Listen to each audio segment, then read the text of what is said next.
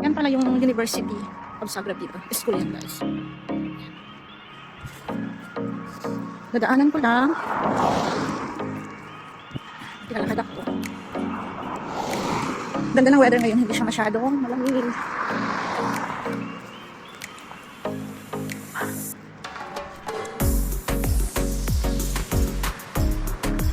Punta ako ng church. Nakapunta ako ng pulo ngayon. Finally, nabigyan ko ng schedule. Kasi di ba dapat, seek first the kingdom of God. May mga client sana ako ngayon. Kaso, hindi ko na muna kinuha niya reschedule ko this afternoon. Kasi nga, gusto ko mag-attend ng church. Saan ba ako lalabas? Dalawa. Okay. Tawid ako ng kalsada kasi mag-aabang ako ng tram. Medyo mainit yun. Napapawisan. Saan lahat ako? Ito yung underpass dito, guys.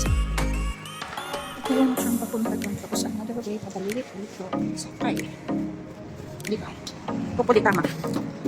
Sana tama yung way ko. Papuntang Dubrava. Okay, tama siya.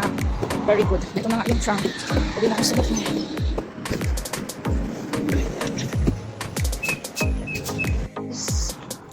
Tatawid ako ng another underpass.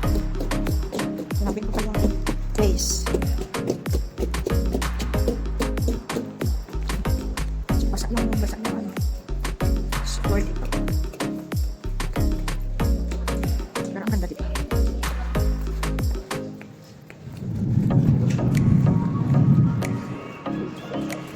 Basta nandito si Google, hindi tayo makakabalik, guys. So where am I going now? Sana. Hanap ko na yung Kingdom Hall namin. Parang yung red building. Yan yung Kingdom Hall. Pero medyo maaga pa. Kasi yung time, alas 10 pa daw. But I'm here already. Para hindi late. Kasi bago pa lang ako sa place. I don't know. Ayan. Maybe hingal ako.